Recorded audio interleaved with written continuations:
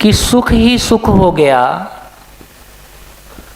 सुख ही सुख हो गया तो बोर हो जाएंगे। ये कितने लोगों ने सुना?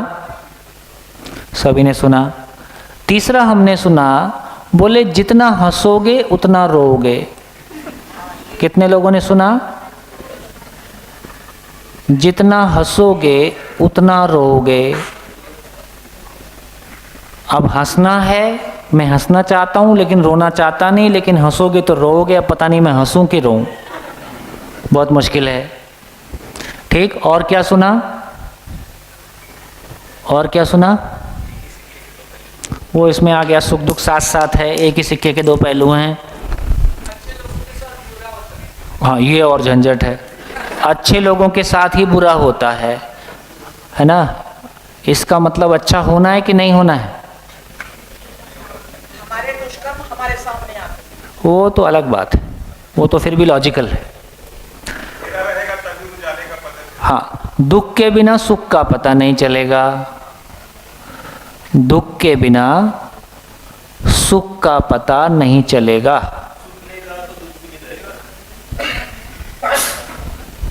है ना? है ना? और संतुष्ट हो गए तो विकास रुक जाएगा। अरे इतना बोलता हूँ ना, 1947 पायरेटेड इन्फेक्टेड मटेरियल है और डे बाई डे और इन्फेक्टेड होते जाता है। इतना सारा सॉफ्टवेयर लेके ये इतनी सारी लाइनें कितने प्रतिशत लोग मान के चलते हैं जिंदगी में? कितने प्रतिशत? उसके बाद भी हंस लेते हैं, क्या बुरा है? इतना उल्टा पुल्टा मान के जी रहे हैं, उसके बाद भी हंस लेते हैं, क्या बुरा है? अब एक एक चीज करके देखो। हाँ जी, आप कम से कम लिखें, है ना? मेरे को ये शंका रहती है कि आप लिखते रह जाओगे, कॉपी में रह जाएगा, अंदर कुछ जाएगा कि नहीं जाएगा। तो YouTube पे बहुत मटेरियल पड़ा है, यहाँ मैं आपके नियंत्रण में नहीं हूँ, YouTube में मैं आपके नियंत्रण में होता हूँ। आप जब चाहोगे तब बोलूँगा, जब नहीं चाहोगे नहीं बोलूँगा। जहाँ रोक दोगे वहीं खड़ा रहूँगा। कॉफ़ी पीते हुए टांग पे टांग रख के बढ़िया से सोच सकते हो, जितना चाहोगे उतना आपके लिए बोलूँगा। ठीक हो गया? तो आप कम से कम ये लिखने वाला काम उतना करें जितना आपकी बहुत ज़रूरत हो, है ना? कुछ लोग को लिखने से ही समझ में आता है तो वो लोग लिखें, लेकिन कुछ लोगों को केवल सुनने से समझ में आता है। सबका अलग अलग तरीका होता है। चलिए अब एक एक चीज़ को देखते हैं। कुछ कहें सर? माइक दीजिए।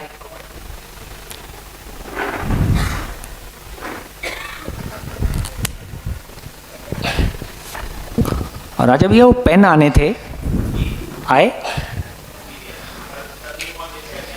हाँ, ये आपने अभी ये जो ये सारे पॉइंट्स लिखे हैं ना, उससे मुझे एक माइक थोड़ा ऊपर, एक और कॉन्सेप्ट याद आ रहा है। जस्ट मुझे लगा कि बाकी लोगों के लिए भी अच्छा होगा अगर उस कॉन्सेप्ट को श्योर इस कॉन्सेप्ट के साथ कंपेयर करके और उसमें और क्लैरिटी लाई जाए। वो है स्थित प्रज्ञता का कॉन्सेप्ट। स्थित प्रज्ञा, हाँ, जो गीता के दूसरे अध्याय में बोला गया है, जिसमें यही बात कही कि आप परे हो जाओ सुख से और दुख से और एक सम स्थिति में आ जाइए, और उस सम स्थिति में आपको सुख और दुख समान लगने लग जाएगा, तो आपका भाव और विचार कांस्टेंट हो जाएगा। हाँ, यहाँ ऐसा नहीं, यहाँ ऐसा नहीं है, नहीं बोल रहे। तो वही मैं विचार रहा था कि उस पर थोड़ा सा आप प्रकाश डालेंगे तो सबके लिए देखिए अच्छा। मेरे को लगता है कि इसको ना आप रोक के रखो। हाँ। जब हम जीवन क्रिया पे बात करेंगे, मनोवृत्ति चित्त बुद्धि को खोलेंगे, हाँ। तो वहाँ इसको एक्सप्लेन करना ज़्यादा आसान होगा, है ना? आपकी बात बिल्कुल ठीक है। हाँ। मैं लेकिन दो लाइन इसमें कह देता हूँ। हाँ। सुख दुख से परे होने की बात बहुत गहरे में की गई है। हाँ। और वो हमको बहुत स्वीकार भी है। यहाँ और उस बात में क्या फर्क है? जब वहाँ सुख दुख से परे होने की बात कह रहे हैं तो वो शरीर के सुख दुख से परे होने की बात कह रहे हैं।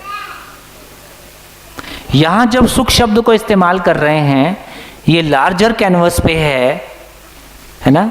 ये लार्जर कैनवस पे है, ये शरीर के सुख दुख से संबंधित ना होके, क्योंकि अभी भी आप देखेंगे यदि समाधान बराबर सुख है तो ये शरीर का सुख है या समझने का सुख है? इसका मतलब है, लेकिन शरीर का सुख इसमें एड्रेस होता है कि नहीं होता है? एड्रेस होता है। तो जब समाधान बराबर सुख है तो इसका मतलब है कि मैं शरीर को शरीर क्यों है और शरीर कैसे है। तो शरीर का जो पर्पस वाला पार्ट है वो इसमें इंक्लूड हो गया, लेकिन शरीर, मेरा सुख दुख शरीर का सुख दुख नहीं है, क्योंकि शरीर का सुख दुख बहुत मोमेंट्री है, शरीर का दुख भी मोमेंट्री है, शरीर का सुख भी मोमेंट्री है, जबकि निरंतर सुख की बात की जा रही है। नहीं, उसमें इसका मतलब है यदि निरंतर सुख की बात की जा रही है तो वो शरीर से कनेक्टेड नहीं होगा। आगे इसकी चर्चा करेंगे। हाँ, उसमें एक फियरलेसनेस का भी कॉन्सेप्ट है, भय मुक्त। भय मुक्त होना, तो भय मुक्त होना तो आएगा ही। आएगा। देखो, यदि हम सुख की निरंतरता की बात करते हैं तो भय के साथ तो सुख की निरंतरता नहीं हो सकती। इसका मतलब उससे तो मुक्त होना होगा। तो धीरे धीरे उसको समझेंगे, एक एक तार समझेंगे। देखिए, बहुत मैं आपको बहुत आश्वासन भी दे सकता हूँ, बहुत सुखद स्थिति की भी बात कर सकता हूँ। एक आदमी की जिंदगी में जितने डायमेंशन हो सकते हैं, सारे डायमेंशन को बहुत लॉजिकली और प्रैक्टिसेबल ग्राउंड पे एड्रेस किया जाएगा, किया जा रहा है। ये अपने को इन 7 दिनों में भी पता चलेगा। ये बात भी ठीक है कि 7 दिनों में सब कुछ हो जाएगा, ऐसा नहीं होगा, लेकिन अपने को भरोसा आ जाएगा कि एक जगह है जहाँ से ज़िंदगी उपलब्ध हो सकती है और ज़िंदगी का क्रम चालू हो जाएगा। बहुत बढ़िया। अब एक एक करके देखते हैं। देखिए, संतुष्ट हो गए तो विकास रुक जाएगा। और विकास क्यों करना है?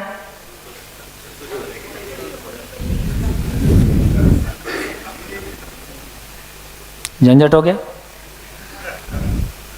संतुष्ट हो गए तो विकास रुक जाएगा। विकास क्यों करना है? संतुष्ट होने के लिए। अब ये पता नहीं चल रहा है कि विकास करना है कि नहीं करना है, इसलिए इसका एक रिफ्लेक्शन हमारी चर्चाओं में भी आना है कि हमारी चर्चाएं कंक्लूजन पे नहीं ले जाना है, क्योंकि कंक्लूजन पे ले गए तो चर्चाएं बंद हो जाएंगी, तो निष्कर्ष तक पहुंचना ही नहीं है। तो सारे सेमिनार, सारी मीटिंग्स, अगली मीटिंग की डेट तय होती है, कंक्लूजन तक हम नहीं पहुंचना चाहते। ये उसका ही रिफ्लेक्शन आता है। दुख के बिना सुख का पता नहीं चलेगा। तो अपने अपने घरों में जाके अपनों से बोलो कि विश्वास पूर्वक जीते हुए बहुत दिन हो गया, मेरे को विश्वास समझ में ही नहीं आ रहा है, थोड़ा धोखा दो तो मेरे को विश्वास समझ में आएगा।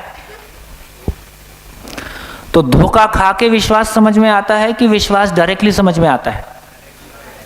एक 4 महीने का बच्चा धोखे को पहचानता है कि विश्वास को पहचानता है?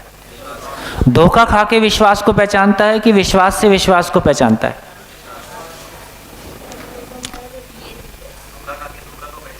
धोखा खा के धोखे को पहचानता है। बहुत बढ़िया। तो ये भी गया।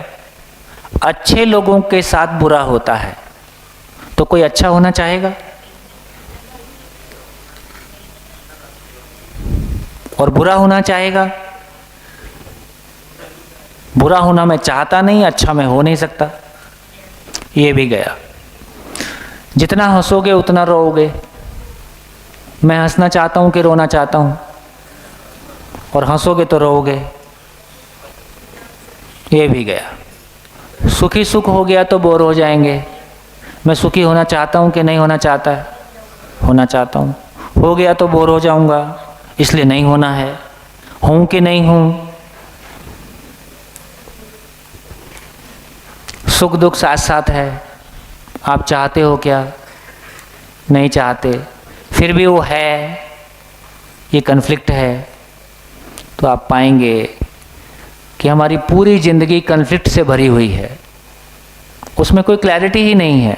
बस खा लिए, पी लिए, सो गए और 4 पैसा कहीं से फिर कमा के ले आए और थोड़ा सा गोलगप्पे, गुपचुप क्या, थोड़ा गोलगप्पे खा के खुश हो लिए, थोड़ा नया साड़ी, नया गाड़ी, है ना, कोई चेंज करके खुश हो लिए। ऐसी हमारी सारी खुशियां हैं।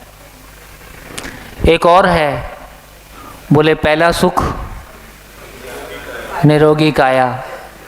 अब काया सुख होती तो WWW तो बहुत खुश रहता, है ना। तो काया के सुख होने से मेरा भाव और विचार, मेरे शरीर के स्वस्थ होने से मेरा भाव और विचार व्यवस्थित होता है। शरीर के बीमार होने से मैं दुखी हो सकता हूँ, लेकिन शरीर के स्वस्थ होने से मैं सुखी नहीं होता हूँ। ये क्लैरिटी आ रही है? मोमेंट्री है। अच्छा लगना अलग दुनिया है, अच्छा होना अलग दुनिया है। शरीर के स्वस्थ होने से मेरा भाव और विचार हमेशा के लिए सुखदायी हो जाए, इसका आपस में कोई रिलेशन नहीं है। दूजा सुख घर में हो माया।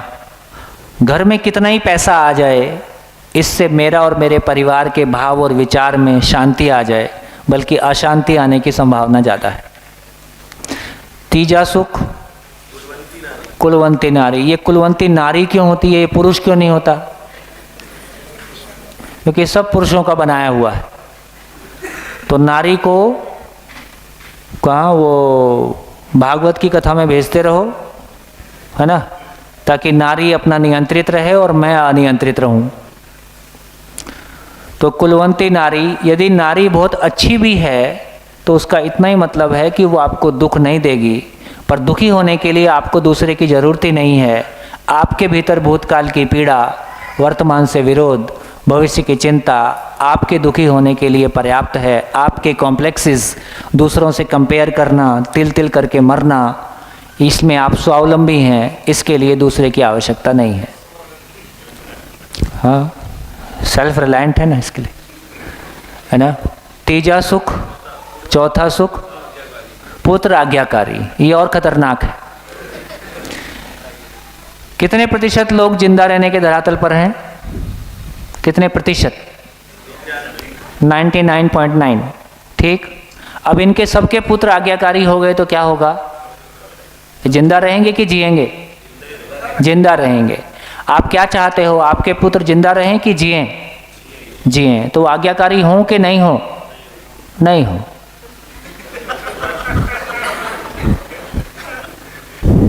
वैसे वो कर रहे, जो आप चाहते हो वही कर रहे हैं, है ना। तो माँ बाप का ये चाहना कि बच्चे आज्ञाकारी हों, ये अच्छी बात नहीं है। और बच्चों ने भी पहचान लिया है कि इनकी आज्ञा मान के कहीं पहुंचेंगे नहीं, इसलिए उन्होंने अपने रास्ते तय करने शुरू कर दिए। उनके पास भी रास्ता नहीं है, इसलिए वो मनमानी पे उतर आए हैं।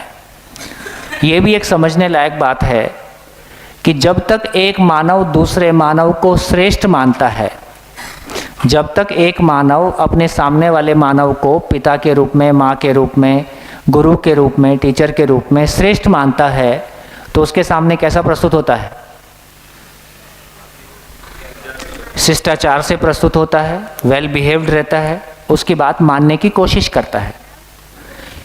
यदि बच्चों ने मनमानी करना शुरू कर दिया है तो इसका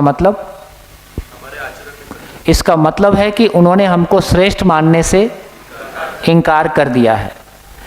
इसका दो ही मतलब है, या तो हम श्रेष्ठ हैं नहीं, या हमारी श्रेष्ठता उन तक पहुंच नहीं पा रही है। दो ही हो सकता है। हमारी श्रेष्ठता उन तक पहुंच नहीं पा रही है, ये भी माला हमारे ही गले में है कि कैसे पहुंचे। इसलिए यदि बच्चे मनमानी करने पे उतर आए हैं तो इसमें बहुत संभावना इस बात की है कि हम श्रेष्ठ नहीं हैं, इसलिए हमको श्रेष्ठ होने का प्रयास करने के अलावा हमारे पास और कोई ऑप्शन भी नहीं है, है ना। तो यहाँ से ये समझ में आता है कि ये जो कुछ भी हमने सुख दुख के बारे समझा है, सुख की जो हमारी अभी तक की परिभाषा है, ये सारी परिभाषाएं कैसी हैं? ये सारी परिभाषाएं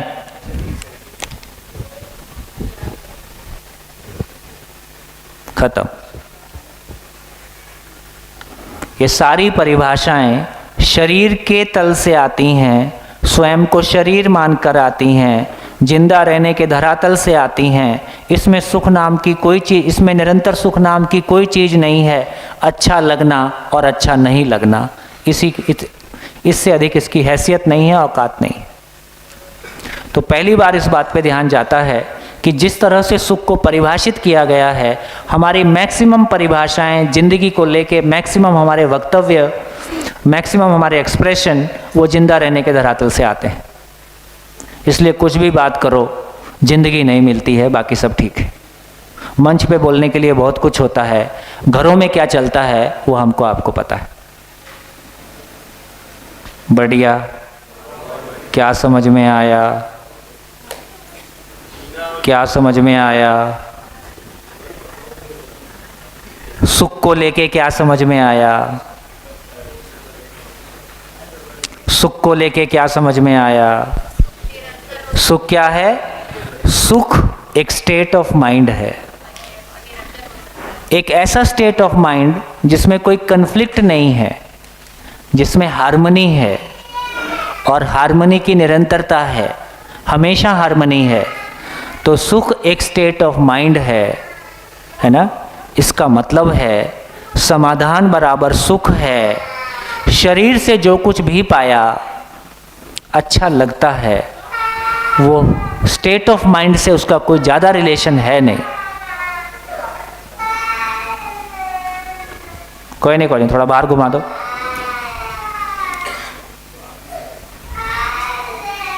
वो कह रहा है मेरे आने के पहले समझदार क्यों नहीं हुए तुम लोग? तो इसलिए मैंने कहा कि देखो, जिनकी शादियां नहीं हुई हैं उनके लिए शिविर ज़्यादा महत्वपूर्ण है। अब बाकी का जो होना था हो ही गया है ना? पर जिनकी हो गई है वो भी निराश ना हो, वो अपना लाइसेंस रिन्यू करते रहें। कहाँ पहुँचे? सारा गया, सब फालतू, एकदम करप्ट सॉफ्टवेयर लेके घूम रहे हम।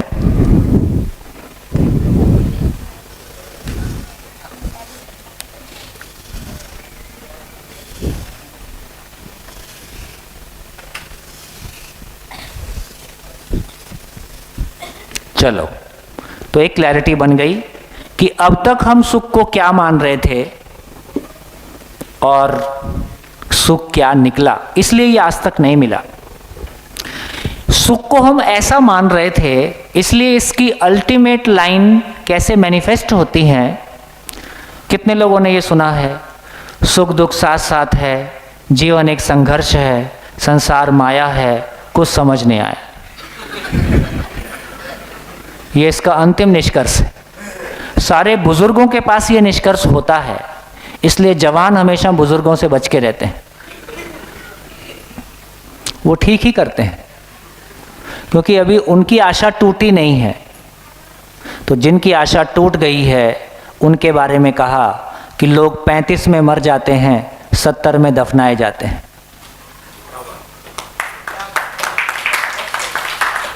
ऐसा ज्ञान मेरे को आप ही लोग देते हो।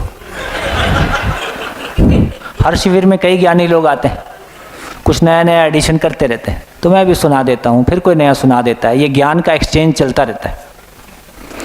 तो कितने प्रतिशत लोग हैं जो 35 में मर जाते हैं और 70 में दफनाए जाते हैं? कितने प्रतिशत? कौन है मरे हुए लोग? जिसकी आशा मर गई है, कुछ नहीं हो सकता है, ऐसे ही चलेगा, कुछ नहीं बदलेगा, कोई नहीं बदलेगा, सब तो सब जानते हैं, फिर भी तो गलत करते हैं। ये 70 किलो का बायोमास है। 35 साल और रिसोर्सेज कंज्यूम करेगा और चल देगा। तो दोस्तों, ये अच्छी स्थिति नहीं है। जिंदगी एक असीम संभावनाओं से भरा हुआ सागर है। उस सागर को कैसे एक्सप्लोर किया जाए, हर दिन नए मोती पाए जाएं, दूसरों को बांटे जाएं, खुशहाली मनाई जाए, बाकी खाना पीना, डोसा खाओ, इडली खाओ। तो डोसा इडली में सुख नहीं है ना? समझना अपने आप में सुखदायी काम है। आज तीसरा दिन है, आपका कंसंट्रेशन पहले से कम है कि ज़्यादा है? आपकी लिसनिंग पहले से ज़्यादा है कि ज़्यादा है? कमर की हालत कुछ ख़राब हो सकती है,